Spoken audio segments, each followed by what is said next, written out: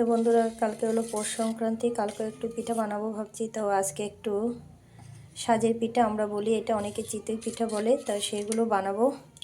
এই যে কালো কালো দেখছো, এটাকে নোংরা ভেবো না, এটা একটু চা পাতা, মানে এই চিনির মধ্যে একটু নুনের মধ্যে একটু চা পাতা পড়ে গেছিলো, তাই সেই নুনটা দিয়েছি, তো ওই চা পাতাটা ভেসে উঠছে, মধ্যে একটু পড়ে গেছিলো। এই যে আমার বাবা তোমার চালের গুঁড়ো পাঠিয়ে দিয়েছে এই যে ডাব্বার মধ্যে, তা ভাবলাম আজকে একটু সাজে ভাজা করে নিই আর এটাকে একটু দুধে ভিজাবো। তো অলরেডি এক কলা বসিয়েও দিয়েছি, তো এটাকে তুলে দেখি কী অবস্থা হয়েছে। বন্ধুরা, এটা হলো প্রথম খোলা, তো তাই এই যে একটু তেলটা বেশি দিয়েছি প্রথম খোলায় সাজের মধ্যে, আর এটা নন স্টিকের সাজ, তো প্রথম খোলায় একটু বেশি তেল দিয়েছি, ওই জন্য তেলটা একটু উপর দিকে ভেসে উঠেছে। তেল দিয়ে মুছেছি, তো মাঝখানে একটু তেলটা বেশি পড়েছে। এই যে ঢাকনাটা খুলে দিলাম, তো এবার এই পিঠাটা তুলবো। আর এদিকে একটু দুধ রেখেছি, এই যে দেখো, এই দুধের মধ্যে ভেজাবো। চিনি দিয়ে জ্বালিয়েছি, এবার পরে খেজুরের গুড়টা দেবো।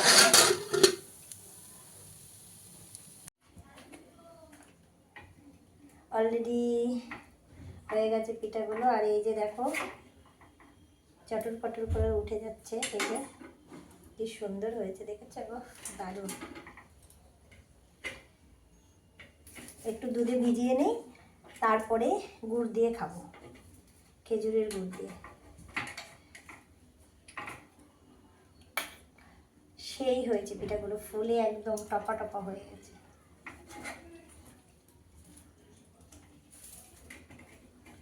কালকে সংক্রান্তি, আজকে থেকেই পিঠা চালু হয়ে গেছে। বাবার বাড়িতে গিয়ে অলরেডি চষি পিঠা খেয়ে এসেছি, তাই এবছর আর চষি পিঠা করবো না। এবছর শুধু সাজে ভাজা আর পাটিসাপটাটাই করবো। আজকে সাজে ভাজাটা করছি, দুধে ভিজিয়ে রাখবো, কালকে ওটা খাবে, আর কালকে পাটিসাপটা করবো। যদি প্রয়োজন হয় তাহলে কালকেও সাজে ভাজা একটু করে নেব। হঠাৎ করে ডিসিশনটা হয়েছে, তো এইবার অ্যাকচুয়ালি তেলটা দিতে হয় তোমার কলার ডগা বা লাউ পাতা দিয়ে। তো এইবার রাতের বেলা এখন কোথায় পাবো, হঠাৎ করে ওর বাবা বলল যে তাহলে একটু সাদা পিঠাটা করো।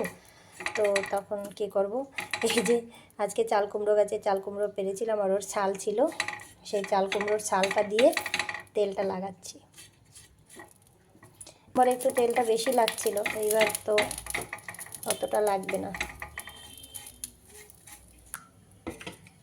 আর এই যে চালের গোলাটা গুলে নিয়েছি, এই যে দেখো, বেশ একটু বেশি মানে পাতলাও না আর বেশি ঘনও না, মিডিয়াম।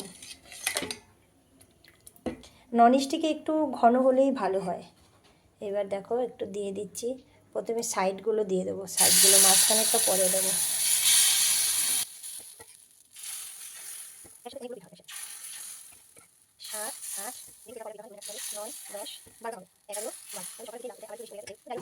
ঢাকনাটাও খুঁজে পাচ্ছি না, কোথায় সব তুলে রেখেছি।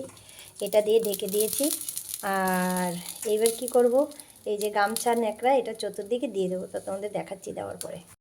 এই দেখো বন্ধুরা, এই যে গামছা ন্যাকড়াটা দিয়ে দিলাম, এই যে গামলাটার চতুর্দিক দিয়ে দিলাম। এটা দিলে কি হবে, তোমার পিঠাটা বেশ ফুলে উঠবে এবং নরম হবে, আর ভালো সিদ্ধ হবে, যেহেতু ভেতরের ভাবটা বেরোতে পারবে না, তাই এই জন্য এভাবে ঢেকে দিয়েছি। তো প্রথমে একটু বাড়িয়ে দিয়েছিলাম, এবার একটু হালকা করে দিয়েছি আঁচটা। এই দেখো বন্ধুরা, তুলে দিয়েছি, দেখেছো? আর দেখো কি সুন্দর টপা টপা হয়েছে ফুলে। এইবার একটু হালকা ভিজে রয়েছে, একটু রসটা টেনে যাবে, মানে এর যে একটু জল থাকে একটু ভিজে ভিজে, ওটা টেনে যাবে। দেখেছো কত সুন্দর ফোড় উঠেছে? এবার এটা টেনে যাবে, টেনে যাওয়ার পরে পিঠেগুলো সব তুলে নেব। আর তো বন্ধুরা, পিঠেগুলো এবার তুলবই, দেখো। আর পুকুরের তো মনে হয় তরেই সইছে না খাওয়ার জন্য, গন্ধ পেয়ে গেছে ওরা। পৌষ মাস বলে কথা, ওদেরও তো পিঠা খেতে ইচ্ছে করে, সংক্রান্তি এসে গেছে, ওদেরকে তো দেবই। এই দেখো একটু, এই দেখো মাঝখানের পিঠাগুলো একদম সেই, কি সুন্দর উঠছে, সবগুলোই উঠে যাবে। তাহলে পিঠাগুলো এইভাবে করে আমি সবগুলো তুলে তুলে দিয়ে দেবো। তো বন্ধুরা, এবার একটা একটা করে তুলে দেবো। এই যে দেখো কি সুন্দর হয়েছে। এবার একটা একটা করে তুলে দুধের মধ্যে দিয়ে দেবো। এই যে পাশে দুধ, তোমরা তো দেখেছো, এই যে খেজুরের গুড়টাও দিয়ে দিয়েছি, গরম গরম দুধ। আর এই দুধের মধ্যে এবার সব পিঠাগুলো তুলে তুলে দিয়ে দেবো।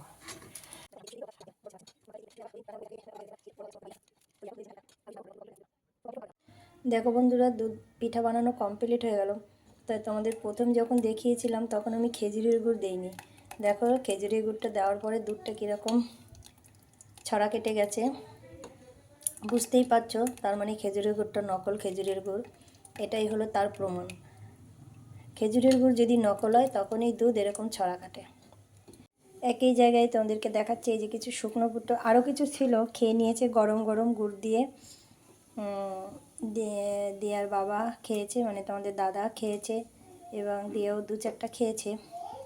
তো তো বন্ধুরা, অনেক গল্পই করলাম। প্রথম পর্বটা তোমাদেরকে দেখিয়ে দিলাম যে প্রথম দিন কি করলাম, সেটা তো তোমরা সব দেখলে এবং শুনলে। আর এটা হলো দ্বিতীয় দিন, মানে পৌষ সংক্রান্তির দিন। এটা হলো লেবু, একটুখানি কমলা লেবু কয়েকটা কোয়া ছিল, দিয়া খায়নি, তাই সেই রসটা দিয়ে ভাবলাম কয়েকটা পাটিসাপটা বানিয়ে ফেলি। তো কমলা লেবুর এই রসটাই বেশি একটা হবে না, তো দেখি কতটা হয়। চলো তাহলে এই রসটা দিয়ে একটু পাটিসাপটা বানাই। আর অরেঞ্জ ফ্লেভারের পাটিসাপটা খেতে দারুণ লাগে এবং গন্ধটাও খুব সুন্দর হয়। তো একটু বাটিতে গুলে নিলাম দুধ, আর ওই অরেঞ্জটা দিয়ে দিলাম, আর একটু চালের গুঁড়ো দিয়ে করে নিচ্ছি। তো চালের গুঁড়োটা ওর মধ্যে দিলাম, আর সামান্য একটু সুজি, মানে সব কিছু মিলিয়ে ঝিলিয়ে দিয়েছি। তো এবার অরেঞ্জের পিঠাগুলো বানিয়ে ফেলি চটপট করে, দেখি কালারটা কেমন আসে। চলো, তো প্রথম পিঠেটা দিয়ে দিলাম। আর এটা রুটি ভাজা যে তাওয়া, সেই রুটি ভাজা তাওয়াতেই করতেছি, আজকের ফ্রাই প্যানটা নামাইনি। তো কালারটা বেশ সুন্দর এসছে। আর একটু মাখা সন্দেশ নিয়ে এসছে পাটিসাপটা করার জন্য, সে মাখা সন্দেশও দিয়ে দিলাম। তো এই পিঠাটা একটু মানে ভাজাটা বেশি হয়ে গেছে, একটু লেগে লেগে গেছে। তো দ্বিতীয়টা বেশ সুন্দর কালার এসছে, এটাও খুব সুন্দর হয়েছে। এটাও বোধহয় একটু লেগে গেছে, তাওয়াটা বেশি গরম হয়ে গেছে যা দেখতে পাচ্ছি। তো যাই হোক, 3টা পিঠা হয়ে গেল অরেঞ্জের, বেশ গন্ধটা দারুণ লাগছে। তো এরপরে হলো তোমার এই যে দেখছো, এটা হলো মিষ্টি সাজের পিঠা। মিষ্টি সাজের পিঠা বলতে দিয়া পাটিসাপটা খাবে না বলেছে, তাই ওর জন্য এই যে পাটিসাপটার যে গোলাটা গুলেছি, যে নর্মাল যে পাটিসাপটাগুলো করব, তো সেই গোলাটা দিয়েই ওর জন্য একটু মিষ্টি সাজ পিঠা ভেজে নিলাম। আর এটা দেখছি একটু লাল লাল হয়ে গেছে, এর কারণটা হয়েছে এর মধ্যে দুধ ছিল, তাই একটু পেছনটা লাল লাল হয়ে গেছে। এরপরে আমি বানাবো পাটিসাপটাটা, তো তার জন্য প্রায় তাওয়াটা বসিয়ে দিলাম, আর এই একই তাওয়ায় করে নেব। আর এরপরে শুরু করে দিলাম ভাজা। আজকেই হলো পৌষ সংক্রান্তি, তো কালকে বানিয়েছি সেই পিঠাও এখনও আছে। আর এদিকে এই যে পৌষ সংক্রান্তি উপলক্ষে আজকে একটু পিঠা বানাতেই হয়, তাই একটু পাটিসাপটা বানাচ্ছি। তো এরকম একটা একটা করে সব বানিয়ে নেব। তো তোমাদের সাথে গল্প করতে করতে দেখো আমার পিঠা বানানো কমপ্লিট হয়ে গেল। তো কেমন লাগলো দুটো পিঠা রেসিপি আর বানানোর প্রসেসগুলো তোমরা একটু কমেন্ট করে জানিও। আর ভালো লাগলে প্লিজ একটা লাইক করো। আর যারা এখনও চ্যানেলটি সাবস্ক্রাইব করোনি তারা আমার চ্যানেলটি সাবস্ক্রাইব করে আমার পাশে থেকো। তো তোমরা সকলে ভালো থেকো, সুস্থ থেকো, আর পৌষ সংক্রান্তির পিঠে পেট ভরে খেও।